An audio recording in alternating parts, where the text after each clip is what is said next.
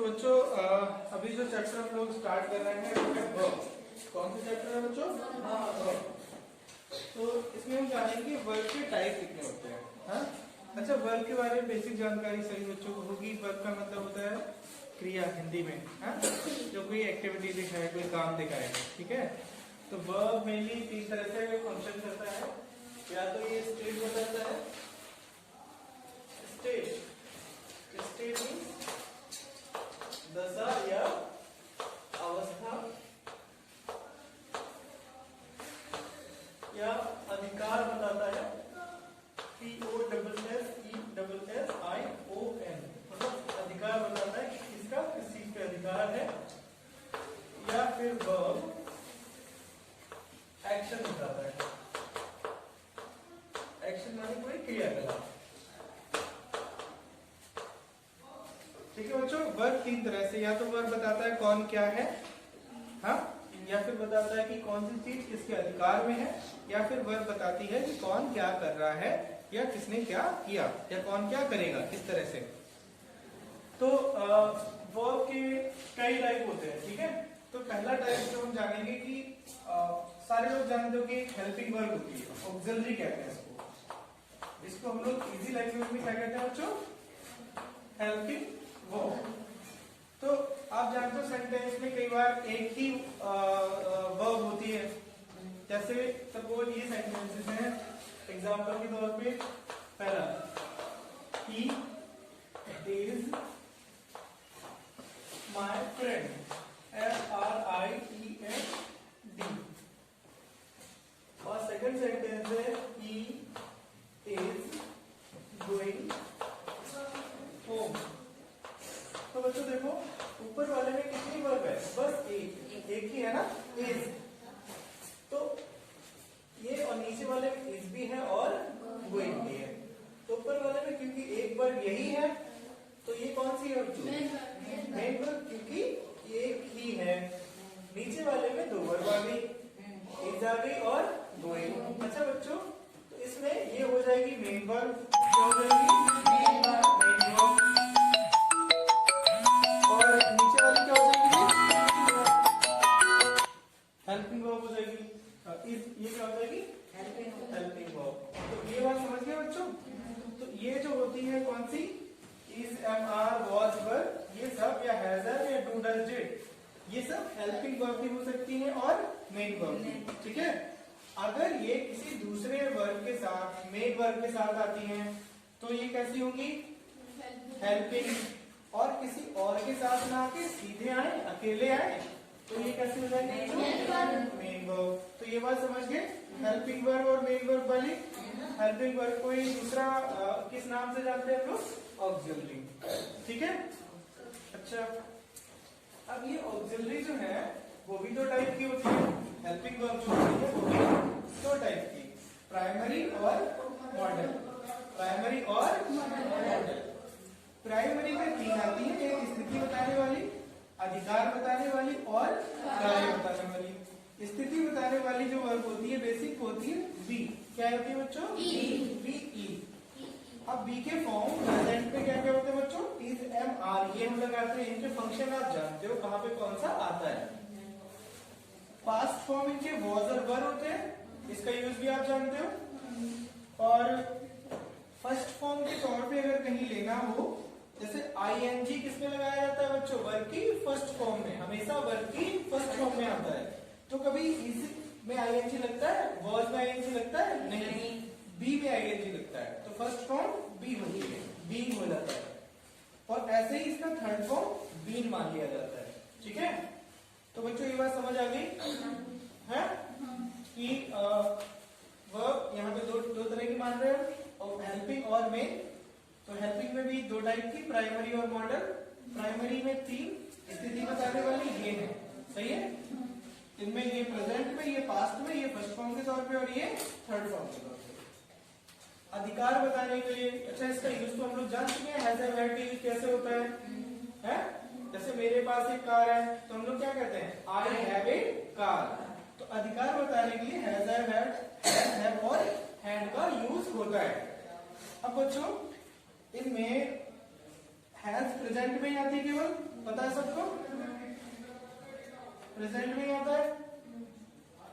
और हैव जो है वो फर्स्ट फॉर्म के तौर पे इस्तेमाल होता है। कहां बच्चों? अगर आईएनजी लगाना हो तो किसमें लगता है? ऑलवेज किसमें लगता है? फर्स्ट फॉर्म में। तो कभी हैजिंग नहीं होगा, हैडिंग नहीं होगा। अगर कभी करना पड़े तो क्या होगा? हैविंग। क्या होगा बच्चों? हैविंग। और हैड सेकंड और थर्ड दोनों फॉर्म के तौर पे इस्तेमाल होता है। आपको पता है पास्ट में हैड ही आता है केवल। तो ये बात क्लियर है? अधिकार बताने के लिए ये तीन आते हैं। और क्रियाकलाप दिखाने के लिए जैसे प्रेजेंट इंडेफिनिट वगैरह में, पास्ट इंडेफिनिट में डू डज और डिड का इस्तेमाल होता है। अब डू और डज किसमें आते हैं बच्चों? प्रेजेंट में। ये वाला प्लूरल और ये सिंगुलर। तो फर्स्ट फॉर्म कौन हुआ बच्चों? डू फर्स्ट फॉर्म हो गया और डिड सेकंड फॉर्म। और वैसे अगर इसका थर्ड फॉर्म माना हो अलग तरीके से तो वो डन होता है। ये बात समझ आ गई बच्चों? ये प्रेजेंट में और ये पास्ट में। तो ये सब क्या है बच्चों? Helping verb. क्या है? Helping verb. अब हेल्पिंग वर्ब का दूसरा टाइप, इनको मॉडल्स कहते हैं। ठीक है, ये मेन वर्ब के साथ आके मूड बताते हैं। ठीक है, ये या तो पॉसिबिलिटी संभावना दिखाते हैं, या किसी की क्षमता कैपेसिटी दिखाते हैं। ठीक है, या कोई चीज के लिए मना करते हैं, या कहते हैं ऐसा अवश्य होना चाहिए। ठीक है, या हमारा कर्तव्य हमें बताते हैं। ऐसा कुछ बताने के लिए इन वर्ब का इस्तेमाल होता है। ठीक है, अब इनमें भी जैसे देखो कैन कुड होता है। तो कैन का मतलब हिंदी में सकना, जैसे आई कैन सिंग, मैं गा सकता हूँ, क्षमता बताने के लिए आता है। तो ये प्रेजेंट में आता है हमेशा। और कुड जो है इसके सेकंड फॉर्म के तौर पे भी इस्तेमाल होता है, पास्ट के तौर पे भी, और प्रेजेंट में भी आता है। जैसे आप लोगों को मैंने सिखाया था कि अगर आपको किसी से कुछ मांगना है तो कैसे कहोगे आप? जैसे मान लो पेन लेना है तो कैसे कहोगे? Could I borrow your pen please, या could I borrow your pen. Could से बताया था ना मैंने। अगर मुझे आपसे पेन लेना है, मैं दूंगा तो हाँ फ्यूचर में जाएगी ना बात, फिर भी हम कुड का इस्तेमाल कर रहे हैं ना। तो बच्चों कुड जो है वो पास्ट में भी आता है। जैसे मैं गा नहीं पाया, मान लो कल कोई फंक्शन था, मुझे गाना आता है, मेरा मन भी था, लेकिन किसी वजह से नहीं गा पाया, तो मैं क्या कहूंगा आप लोगों से? I could not sing. मैं कल गा नहीं पाया। I could not sing yesterday. तो बच्चों कुड कहां आ गया? प्रेजेंट में या पास्ट में? किसमें आया? प्रेजेंट में, पास्ट में, है ना। और अगर मैं कह रहा हूं कि क्या मैं आपका पेन ले सकता हूं? Could I borrow your pen please, तो पेन होगा फ्यूचर में। तो यहाँ कुड किसमें आ रहा है? फ्यूचर में आ रहा है। तो बच्चों ये दोनों में आते हैं, प्रेजेंट और फ्यूचर में, पास्ट और फ्यूचर में, या बहुत तो पास्ट और प्रेजेंट में। ये केवल प्रेजेंट में आते हैं। ठीक है, कैन कुड शैल फ्यूचर में आता है, पता है। उसका पास्ट फॉर्म शुड हो जाता है, और शुड का मतलब एक चाहिए भी होता है। जैसे हमें बड़ों का सम्मान करना चाहिए, तो हम क्या कहते हैं? We should respect elders. हमें अपने देश से प्रेम करना चाहिए, तो कैसे कहते हैं? We should love our country. Will का पास्ट फॉर्म वुड भी होता है, वुड प्रेजेंट में भी आता है। मे वाली संज्ञा, जैसे मे आई कम इन सर आप लोग कहते हो, है ना। तो मे का पास्ट फॉर्म माइट भी होता है। और टू का मतलब वही होता है हम जो शुड का होता है, मतलब चाहिए वाले सेंस में आता है। ठीक है, जैसे हमें जल्दी उठना चाहिए तो we should get up early, या we ought to get up early, ऐसे हम कहते हैं। मस्ट का मतलब अवश्य, कोई काम अगर ये है अवश्य जरूरी होना है तो मस्ट। जैसे आपको लग रहा है आज बारिश जरूर हो जाएगी, या हम कहें ये काम आपको, ये होमवर्क जरूर करना है, तो उस कंडीशन में मस्ट का यूज होगा। इट मस्ट रेन टुडे, आप आसमान में बहुत तेज बादल है, 100% बारिश होगी, तो मैं कहूंगा इट मस्ट रेन टुडे। या आपको मैंने कोई काम दिया, मैंने कहा बच्चों ये सॉल्व करके लाना है, तो you must solve this exercise. ठीक है, ऐसे। वैसे नीड और डेयर का भी इस्तेमाल होता है। नीड का मतलब जरूरत होना, डेयर का मतलब साहस होना। तो ये नंबर में कितने हो जा रहे हैं बच्चों? 11। इन सबको मॉडल वर्ब्स कहते हैं, मॉडल ऑक्सिलरीज कहते हैं। ठीक है, क्योंकि अभी इनके यूसेज पे बात हो नहीं रही है, बस 12 हो जाते हैं।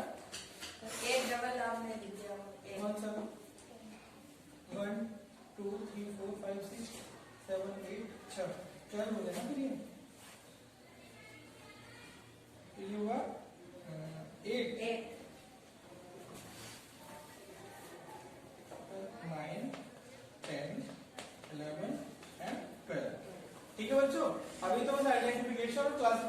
बात हो रही थी। इतना समझ आ गया बच्चों? ये हेल्पिंग वर्ब होती है, ये भी हेल्पिंग वर्ब होती है, ठीक है। इनके साथ एक मेन वर्ब रहती है हमेशा। समझ आई बात नहीं? तो जब मेन वर्ब रहेगी तो इसका मतलब ये क्या बन जाएंगे? Helping verb. अब देखो आपकी जो वो वाली एक्सरसाइज थी, तो इस तरह की चीजों पर बेस्ड थी जो यहाँ से आ रही है, ठीक है, क्योंकि वर्ब चैप्टर के क्लासिफिकेशन में हम बात कर रहे थे तो तुमको भी समझा देना जरूरी था। अब यहाँ से देखो बच्चों कि आपके बुक में वर्ब फॉर्म लिखे होते हैं। वर्ब फॉर्म जैसे गो, वेंट, गॉन ऐसे लिखा है ना बच्चों, कई सारी वर्ब लिखी रहती हैं। तो उनमें आप देखते हो कुछ वर्ब ऐसी होती हैं जिनका सेकंड फॉर्म ईडी लगा के बनता है, थर्ड फॉर्म में ईडी लगा होता है। ईडी क्या होता है बच्चों? प्रीफिक्स से सफिक्स, सफिक्स है ना। और कुछ वर्ब ऐसे होते हैं जिनकी स्पेलिंग ही चेंज हो जाती है फॉर्म चेंज होने पर, जैसे गो, वेंट, गॉन चेंज हो रही है स्पेलिंग। और बच्चों देखो प्ले दिखाई दे रहा है, प्ले की सेकंड फॉर्म प्लेड, केवल ईडी हमने जोड़ दिया बाहर से, सफिक्स लगा दिया। तो बच्चों वे वर्ब जिनका second form third form ED लगाने से बनता है, क्या लगाने से बनता है बच्चों? ईडी लगाने से बन जाता है, उनको हम कहते हैं रेगुलर वर्ब या वीक वर्ब। क्या बच्चों? रेगुलर वर्ब क्या होती है समझ आई? जिसकी सेकंड फॉर्म ईडी लगाने से बन जाए, जिसकी थर्ड फॉर्म ईडी लगाने से बन जाए, ऐसी वर्ब को हम वीक वर्ब भी कहते हैं। क्लियर है ये बात? तो वीक वर्ब या रेगुलर वर्ब जान गए बच्चों कौन सी होती है? जिसकी सेकंड और थर्ड फॉर्म ईडी लगाने से बन जाए, ठीक है। तो रेगुलर, और ये कौन सी होगी बच्चों? इर्रेगुलर, ठीक है। और इसको दूसरा नाम क्या है इसका? स्ट्रॉन्ग। ये वीक थी तो ये स्ट्रॉन्ग, इरेगुलर थी तो ये इरेगुलर। इसमें क्या होता है कि जब हम फॉर्म चेंज करते हैं वर्ब का तो उसका स्पेलिंग ही बदल जाता है। जैसे गो, वेंट, गॉन स्पेलिंग चेंज हुआ, राइट, पता है, ये तो पता होगा कुछ बेसिक चीजें हैं, राइट, रोट, रिटर्न, ठीक है। अच्छा इसमें एक और आता है, कई बार जो वर्ब के फॉर्म बिल्कुल चेंज नहीं होते हैं वो भी इसी में आते हैं। जैसे कट मीन्स क्या होता है बच्चों? काटना, कट मीन्स सेकंड फॉर्म भी, और कट थर्ड फॉर्म भी, वो भी इसी में आते हैं। जिन वर्ब के तीनों फॉर्म एक जैसे होते हैं, cut cut cut, put put put, sit sit sit, बैठने के लिए सिट सिट आता है ना, शट बंद करना, शट शट शट, ऐसे तीनों फॉर्म एक जैसे हैं, उनको भी हम क्या कहते हैं? इर्रेगुलर या स्ट्रॉन्ग वर्ब, ठीक है। बस एक बात याद रखो बच्चों कि ईडी लगाने से जिसका सेकंड या थर्ड फॉर्म बने वो कैसी है? रेगुलर या वीक, और किसी और तरीके से बने वो इर्रेगुलर या, क्लियर हो सारे? अच्छा, यहाँ तक समझ आ गई बात? अगली बात आती है, तो देखो ये स्पेलिंग बेस था, स्पेलिंग हो रही थी ना बच्चों, यहाँ ईडी लगाने से स्पेलिंग हो रही है, अब यहाँ बिल्कुल चेंज हो जा रही है।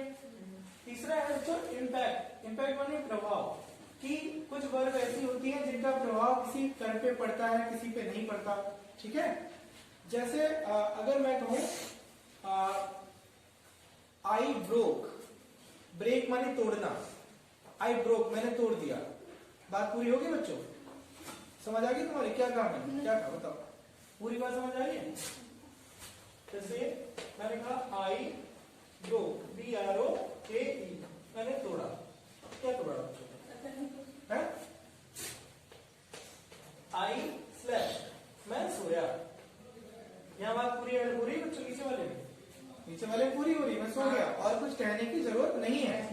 लेकिन यहाँ पर हमें कुछ ना कुछ बताने की जरूरत है। आई ब्रोक, मैंने तोड़ा, क्या तोड़ा? नहीं, सोने का असर तो किसी और चीज पे नहीं पड़ा, लेकिन मैंने तोड़ा तो कुछ ना कुछ तो टूटा बच्चों। तो तोड़ना ऐसी वर्ब है जिसका असर किसी ऑब्जेक्ट पे गया ही होगा, गया होगा ना, ठीक है। असर किसी पे पड़ा यानी असर ट्रांजिट हुआ, तो ये वर्ब होगी ट्रांजिटिव, ठीक है। इसको हिंदी में क्या कहते हैं बच्चों? सकर्मक क्रिया। ऐसी वर्ब जिसके बाद ऑब्जेक्ट का आना जरूरी हो। किसका आना जरूरी हो? यानी कर्म का आना जरूरी हो, बिना कर्म के बाद पूरी ना हो पाए, उसे हम क्या कहते हैं? सकर्मक क्रिया हिंदी में, और इंग्लिश में ट्रांजिटिव वर्ब। तो बच्चों ब्रेक किस टाइप की वर्ब है? ब्रेक माने तोड़ना, ट्रांजिटिव, कोई ना कोई चीज तो टूटेगी। अच्छा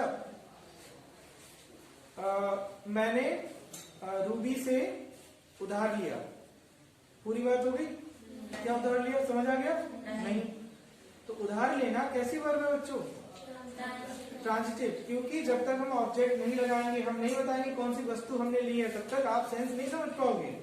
मैंने पेन उधार लिया, मैंने रुपए उधार लिए, मैंने साइकिल उधार ली, हाँ समझे ना, ऐसा कुछ, तब बात पूरी हो पाएगी। तो बच्चों ये कैसी वर्ब है? प्रो। अगर मैं लिख दूं एक ग्लास, तो सेंटेंस का सेंस पूरा हो गया बच्चों। मैंने तोड़ा एक ग्लास, बात समझ आ गई। तो ये वर्ब कैसी है बच्चों? ट्रांजिटिव। और स्लीप, सोना, हंसना, इनके बाद किसी ऑब्जेक्ट को लगाने की जरूरत नहीं होती। तो ये कैसे है बच्चों? इंट्रांजिटिव। तो ये हो गई ट्रांजिटिव और ये इंट्रांजिटिव। यहाँ तक बात समझ आई? अच्छा, तो उधार लोगे आप, कोई चीज ही लोगे, ट्रांजिटिव होगी, इसके बाद ऑब्जेक्ट आएगा ना हमारे साथ। वॉच मानी देखना।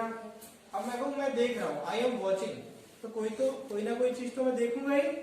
अगर मैं कहूँ I am watching a movie, अच्छा जैसे मैं कहूँ आई वॉज वॉचिंग, ऐसे सेंटेंस लिखा है, आई वॉज WATCH, वॉच मानी देखना है, मैं देख रहा था। कुछ पता चल रहा है क्या देख रहा था? सेंस पूरा हो रहा है? नहीं। तो इस सेंटेंस के सेंस को पूरा करने के लिए हमें कुछ ना कुछ लिखना पड़ेगा। कुछ ना कुछ लिखोगे ना, तभी बात पूरी होगी। तो अगर मैं ऐसे लिख दूं I was watching a movie, a film, तो बात पूरी हो जाएगी बच्चों, है? अच्छा, सब्जेक्ट वर्ब ऑब्जेक्ट आप जानते हो पहले से, तो अब समझ आई ये बात कि जब तक हम अ मूवी नहीं लिख रहे थे, तब तक इसका सेंस सेंटेंस का पूरा नहीं हो रहा था। इस वर्ब के आगे हमें क्या लिखने की जरूरत थी? ऑब्जेक्ट लिखने की जरूरत थी, तभी इसका सेंस पूरा हुआ। तो ये वर्ब कैसी है बच्चों?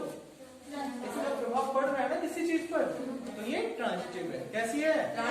जोर से बोलो, ट्रांजिटिव। क्लियर है ये बात? अच्छा, ऐसे एक और सेंटेंस में लिख दूं कि वह रोया, बात समझ आ गई? पूरी बात हो गई? कुछ और लिखने की जरूरत है? नहीं। तो वेप्ट कैसी है? इंट्रांजिटिव। इसके बाद कोई ऑब्जेक्ट लगाना कंपलसरी नहीं है, सेंस पूरा यहीं पर हो रहा है। तो बच्चों ये ट्रांजिटिव इंट्रांजिटिव समझ आ गया? ऐसे ही मेक माने बनाना, आप कुछ ना कुछ तो बनाओगे ही, आप कुछ ना कुछ तो तोड़ोगे ही। तो जिन वर्ब के ठीक बाद ऑब्जेक्ट लगाना जरूरी हो जाए, वो सब कैसे होते हैं? ट्रांजिटिव। और जिनके ठीक बाद ऑब्जेक्ट लगाना जरूरी ना हो, वो इंट्रांजिटिव। आप वो बात समझ जाओगे, वो एक्सरसाइज कर लोगे आप लोग सॉल्व। अच्छा, तो सिट मानी बैठना, बैठने के ठीक बाद कोई ऑब्जेक्ट नहीं आता है। जैसे मैंने कहा सिट डाउन, सिट डाउन, कुछ लगा इसके बाद ऑब्जेक्ट नहीं आया। लाफ, हंसना, ठीक है। जैसे मैं कहूँ she is laughing, she is laughing, ऐसे।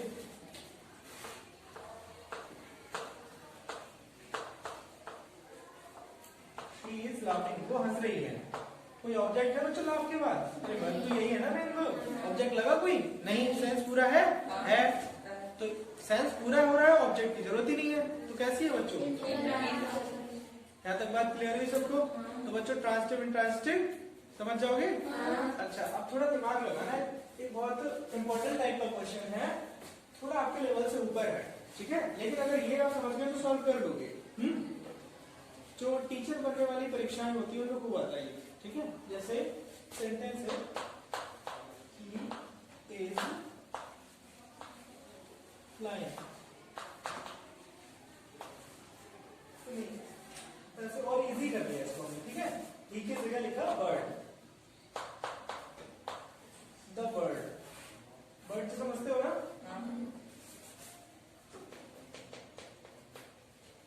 बर्ड माने चिड़िया। और एक सेंटेंस लिखा he is flying a kite, kite मानी क्या होता है बच्चों? पता है। इन दोनों में फ्लाई का यूज हुआ। फ्लाई मानी उड़ना भी होता है, फ्लाई उड़ाना भी होता है। जिस सेंटेंस में बिना ऑब्जेक्ट के फ्लाई का यूज हुआ? हाँ, वो कैसा होगा बच्चों? बिना ऑब्जेक्ट के, ट्रांजिटिव इंट्रांजिटिव? इंट्रांजिटिव। और जहां फ्लाई के ठीक बाद ऑब्जेक्ट आया वो ट्रांजिटिव। तो बच्चों इनमें पहले वाले में फ्लाई कैसी है? इंट्रांजिटिव। इसके ठीक बाद ऑब्जेक्ट आया नहीं, सेंस पूरा है, हाँ सेंस पूरा है, ऑब्जेक्ट नहीं आया तो इंट्रांजिटिव। कैसी बच्चों?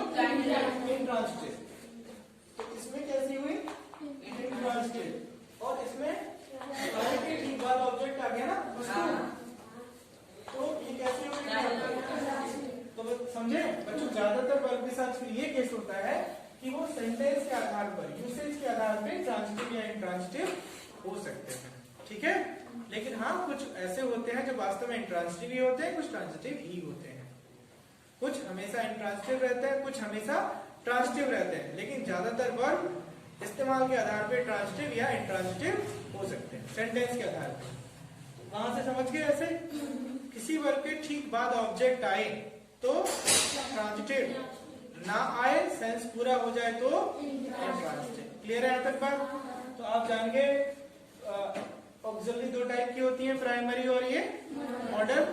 प्राइमरी में ये तीन है मेन, और मॉडल में ये 12 है ऐसे। फिर स्पेलिंग के आधार पे रेगुलर वर्ब इरेगुलर होती है, वीक और स्ट्रॉन्ग इनको कहा जाता है। कुछ में ईडी लगता है वो वीक या रेगुलर, कुछ की स्पेलिंग पूरी चेंज हो जाती है वो स्ट्रॉन्ग या इरेगुलर। फिर प्रभाव के आधार पे सकर्मक क्रिया अकर्मक क्रिया, ट्रांजिटिव वर्ब इंट्रांजिटिव। ऑब्जेक्ट आना जरूरी पड़ जाए, सकर्मक ट्रांजिटिव, बिना ऑब्जेक्ट के बाद पूरी हो जाए अकर्मक इंट्रांजिटिव। ठीक है बच्चों? क्या देखो क्या लिखा है? एक्टिविटी टाइप बेस्ड, कि काम किस तरह का है। बच्चों देखो, कुछ काम ऐसे होते हैं, कुछ वर्ब ऐसी होती हैं जिनको अगर सब्जेक्ट करे, डूअर करे, तो उसकी बॉडी वगैरह में किसी तरह का मूवमेंट होता है जो बाहर से आप ऑब्जर्व कर सकते हो। जैसे मैं पढ़ा रहा हूँ, आप दिख रहे हो मैं हिल रहा हूँ, किसी तरह से आप पे सीधे इम्पैक्ट आ रहा है, हाँ? अच्छा, मैं सोच रहा हूँ, आपको पता चला क्या सोच रहा हूँ? नहीं। सोचने में हिल रहा हूँ, थोड़ा मूवमेंट बाहर से नहीं, सोच रहा हूँ, मैं सोच रहा हूँ, आपको ना तो पता चल रहा है और ना कोई आउटवर्ड मूवमेंट हो रहा है। तो वर्ब ये बच्चों, ये वर्ब है स्टेटिव। कैसी? स्टेटिव, जहाँ पे डूअर सब्जेक्ट स्टेटिक रहता है एक तरह से। ठीक है, इजी लैंग्वेज यही समझाने की, वैसे ग्रामर में कुछ और होता है, आप ऐसे ही समझो इसको कि जहाँ पे डूअर या सब्जेक्ट मूवमेंट ना करे, आप उसे उसके मूवमेंट को ऑब्जर्व ना कर पाओ, वो स्टेटिव। कैसी बच्चों? स्टेटिव। और दूसरी वर्ब होती है डायनेमिक। जैसे मैं पढ़ा रहा हूँ, आप देख रहे हो, गति कर रहा हूँ, मैं किसी तरह से मूवमेंट कर रहा हूँ, तो वो डायनेमिक। ठीक है बच्चों? अच्छा, जैसे इसमें लिखा है सी, देख रहा हूँ मैं ऐसे है, इनमें से एग्जैक्टली हो सकता है ना पता चल रहा है मैं किसको देख रहा हूँ, ऐसे देख रहा हूँ। ठीक है, मैं स्थिर हूँ, देखने के लिए क्या बहुत बॉडी में मूवमेंट करेगा इस तरह से नहीं, तो स्टेटिव वर्ब है। मैं यहाँ बैठा हूँ, बाहर कोई ट्रैक्टर चला रहा है, कोई बाइक निकल के जा रही है, इधर से कोई प्लेन जा रहा है, मैं तो बैठा ही हूँ ना, तो आवाज अपने आप मेरे कान में बैठ जाएगी। डूअर या सब्जेक्ट स्थिर रहेगा नहीं। अगर स्थिर तो है आप सुनने में, तो कहाँ ले गया वहां पे मैं ना, वो यही रहेगा ना। अरे जरूरी थोड़ी है कि वो जैसे बैलेंस थोड़ी कान जैसे थोड़ी घूम जाएंगे, खरगोश जैसे कान थोड़ी है घूम जाएंगे, वो साउंड की डायरेक्शन में होता है ना, रैबिट के कान घूम जाते हैं साउंड की डायरेक्शन में, ऐसे थोड़ी होगा। मैं यहाँ बैठा हूँ ऐसे सामने, उधर कोई प्लेन जा रहा है निकल के ऊपर, आवाज तो अपने आप आ जाएगी ना मेरे कान में, क्या मुझे कोशिश करनी पड़ेगी ढूंढूंगा कहाँ पर है। इधर से बाइक को निकल के जा रहे हैं, वहां सर बुला रहे हैं, आवाज लगा रही है, मैं थोड़ी कुछ कर रहा हूँ उसमें। समझे ना बच्चों? जहाँ सब्जेक्ट स्थिर रहे वो स्टेटिव है। कैसे बच्चों? जोर से बोलो, जोर से बोलो, स्टेटिव। तो स्मेल सूंघना, कोई स्मेल समझ लो अच्छी तरह बहुत सारी टाइप की होती है, कोई भी आएगी अपने आप आ जाएगी ना, अलग से कोशिश नहीं करनी पड़ेगी। टेस्ट स्वाद लेना, मुंह में डालोगे अपने आप, ऐसा तो नहीं कि जीभ को रोक लोगे थोड़ी देर बाद में आएगा इसका, तो अपने आप आ जाएगा ना। अच्छा, वैसे थिंक सोचना, बजेश मानी अधिकार में होना, तो ये बच्चों इनको स्टेटिव वर्ब कहते हैं। इनमें ज्यादातर सब्जेक्ट स्टेटिक स्थिर रहता है। ठीक है, जैसे ये जैसे मान लो बाइक दिल्ली है, है, बाइक वहां पर है, मैं यहाँ पर हूँ, ऐसा तो नहीं हर समय हाथ में पकड़े फिरता हूँ। कभी मेरी है, कभी इनकी हो जाएगी, कभी तुम्हारी हो जाएगी, ऐसी ना परमानेंट है ना, जब तक है बदलाव तो नहीं हो रहे। तो बाइक मेरी है, इससे मेरी बॉडी में कुछ मूवमेंट हो रहा है क्या उसकी वजह से? नहीं हो रहा है, कुछ फर्क नहीं पड़ रहा, बॉडी स्ट्रक्चर में थोड़ी बदलाव हो रहे हैं।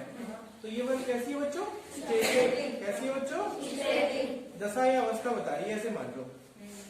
और दूसरी है डायनामिक, जिनमें करने में सब्जेक्ट या डूअर को कोई मूवमेंट करे या बात को ऑब्जर्व करता है, तो वो कैसा होगा बच्चों? डायनामिक।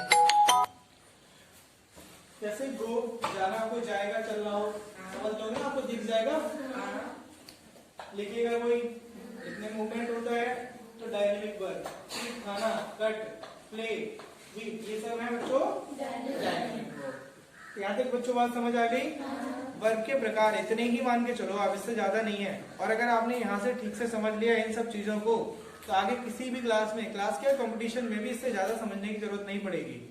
ठीक है, तो जो चीजें मैंने बताई उतने को ठीक से समझ लो। अच्छा, अगले क्लास में हम इनके और ज्यादा थोड़े एग्जाम्पल देखेंगे, आप वो एक्सरसाइज सॉल्व करोगे तो काफी हद तक चीजें क्लियर हो जाएंगी। ठीक है बच्चों, फिर से मैं रिवाइज करा दूं, क्लास ओवर हो जाएगी, समझ लो फिर से। वर्ब का मतलब क्रिया, हिंदी में कहते हैं हम लोग, वो दशा बताती है, अवस्था बताती है, अधिकार बताती है या एक्शन बताती है। और इसमें कई तरह से हम उसे क्लासिफाई करते हैं। ठीक है, कई तरह से उसके अलग अलग टाइप बनाते हैं। पहला फंक्शन के आधार पे प्राइमरी या हेल्पिंग या मेन वर्ब, इनको ऑक्सिलरी भी कहते हैं, ऑक्सिलरी वर्ब, मेन वर्ब। अच्छा, सहायक क्रिया, हिंदी में क्या कहते हैं बच्चों? सहायक क्रिया। ये दो तरह की होती है, एक प्राइमरी होती है और एक मॉडल होती है। प्राइमरी भी तीन टाइप की मानते हैं हम, स्थिति बताने वाली, इसमें मेन होती है बी। बेस वर्ब क्या होती है? बी के फॉर्म प्रेजेंट में इज एम आर यूज करे जाते हैं। आपको पता है इसका आता है, एम का आता है, आता है। वॉज वर्ब पास्ट में आते हैं, फर्स्ट फॉर्म के तौर पे बी होता है और थर्ड फॉर्म के तौर पे बीन आता है। ठीक है बच्चों, अगर मैं पूछूं बीन किसका थर्ड फॉर्म है, तो आपके मुंह से क्या आवाज आएगी? बी का। ठीक है, मैं पूछूं इन सब में फर्स्ट फॉर्म कौन है बच्चों? बी। ठीक है, दूसरी होती है हैव। हैव के तीन फॉर्म, हैज, हैव, हैड होते हैं। ये क्या बताते हैं बच्चों? अधिकार। कब? जब मेन वर्ब होते हैं, तो वैसे हेल्पिंग वर्ब के तौर पे आते हैं। हैज प्रेजेंट, ये दोनों प्रेजेंट में आते हैं, हैज और हैड पास्ट में आता है। ये सेकंड फॉर्म थर्ड फॉर्म दोनों के तौर पे इस्तेमाल होता है। हैज सिंगुलर सब्जेक्ट के साथ, हैव प्लूरल सब्जेक्ट के साथ। लेकिन फर्स्ट फॉर्म के तौर पे हमेशा कौन आता है? हैव आता है। ठीक है, ऐसे ही कोई काम वगैरह बताने के लिए डू, डज और डिड का इस्तेमाल होता है। डिड सेकंड फॉर्म या पास्ट फॉर्म मान ली जाती है, डू और डज प्रेजेंट में आते हैं। ये प्लूरल के साथ और सिंगुलर के साथ डज का इस्तेमाल होता है। पता है यहाँ तक? फिर ये बताया बच्चों मॉडल में can, could, shall, should, will, would, may, might, ought, must, need, dare, वैसे 13 होते हैं मेरे हिसाब से, यहाँ पर मैंने 12 भी लिखे हैं। ठीक है, इन पे सेपरेट क्लास होगी, किसी और क्लास में ये फंक्शन जानेंगे, किसका इस्तेमाल कहाँ पर कैसे होता है। बस अभी आपको ये याद रह जाए कि इन सबको हम मॉडल वर्ब्स कहते हैं, मॉडल ऑक्सिलरीज कहते हैं, मॉडल हेल्पिंग वर्ब कहते हैं। ठीक है, फिर अगला बच्चे स्पेलिंग के आधार पे दो तरह की वर्ब होती है, रेगुलर और इरेगुलर, मतलब वर्ब फॉर्म के तौर पे एक तरह से। वे जिनके सेकंड या थर्ड फॉर्म को ईडी लगा के बना देते हो, कैसे, क्या लगा के बच्चों? ईडी। सेकंड फॉर्म या थर्ड फॉर्म को ईडी लगा के बनाते हो, उनको हम क्या कहते हैं बच्चों? रेगुलर या वी। जिनका सेकंड फॉर्म थर्ड फॉर्म बनाना या तो तीनों एक जैसा हो, बनाने में तीनों एक जैसी स्पेलिंग आए, या फिर जिनकी स्पेलिंग बदल रही हो, चेंज हो रही हो, first form second form third form में, उन सबको हम स्ट्रॉन्ग वर्ब या इरेगुलर वर्ब कहते हैं। बस आपको याद क्या रखना, ईडी लगाने वाला रेगुलर, बाकी सब इरेगुलर। फिर अगला हमने प्रभाव के आधार पे, किस क्रिया का प्रभाव वहीं तक सीमित रहता है, किसका आगे जाता है, इसके आधार पे दो टाइप बताए।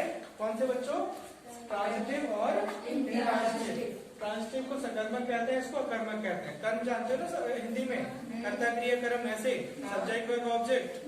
तो जिसके बाद ऑब्जेक्ट का आना कंपलसरी हो जाए सेंस पूरा करने के लिए, उसे हम क्या कहते हैं? ट्रांजिटिव। जैसे ये वर्ब के कुछ एग्जांपल हैं, इनके बाद ऑब्जेक्ट ना लिखोगे तो सेंस पूरा नहीं होगा, तो ये ट्रांजिटिव। और जिनका सेंस पूरा हो जाए बिना ऑब्जेक्ट लिखे, उन्हें क्या कहते हैं बच्चों? ट्रांजिटिव। क्लियर है सबको? अच्छा, फिर हमें एक्टिविटी टाइप क्या है कि जो सब्जेक्ट है, जो डूअर है, उसकी बॉडी के मोशन को आप डिटेक्ट कर पा रहे हो नहीं, उसकी बॉडी मूव कर रही है नहीं कर रही है, बाहर वाला कोई ऑब्जर्व कर पा रहा है उस चीज को नहीं, इसके बेस पे क्लासिफाई किया स्टेटिव और डायनेमिक। जहां स्थिर चीजें स्टेटिव, जहां गतिशील वो डायनेमिक। तो देखने में, सुनने में, सोचने में, अधिकार में कोई चीज है, इन सब में जो सब्जेक्ट होता है, डूअर होता है, उसे मूवमेंट नहीं करना पड़ता। तो ये सब कैसे बच्चों? स्टेटिव, दशावस्था बताते हैं। दशावस्था स्थिर रहती है। डायनेमिक, जहां पे सब्जेक्ट या डूअर को गतिशील होना पड़ता है, उसके मूवमेंट को आप ऑब्जर्व कर सकते हो। इन सबको क्या कहते हैं बच्चों? डायनेमिक। क्लियर है सबको? तो ये बहुत इंपॉर्टेंट चीजें हैं, बार बार डिफरेंट एग्जाम्स में इन पे क्वेश्चन पूछे जाते हैं। तो इन पे बेस्ड एक एक्सरसाइज और मैं कराऊंगा, मतलब इनके एग्जाम्पल और एक्सरसाइज एक बार और कराऊंगा, ठीक है? बट अभी ये क्लियर हो जाए कितना था। ठीक है बच्चों, क्लियर है सबको? कोई डाउट किसी को? देख लो एक बार, समझ लो। अगर किसी को कोई डाउट हो, चीज समझ ना आ रही हो, स्पेलिंग समझ ना आ रही हो, प्रोनाउंसिएशन क्लियर ना हो, तो एक बार पूछ लो मुझसे हैंड रेज करके। हो गया?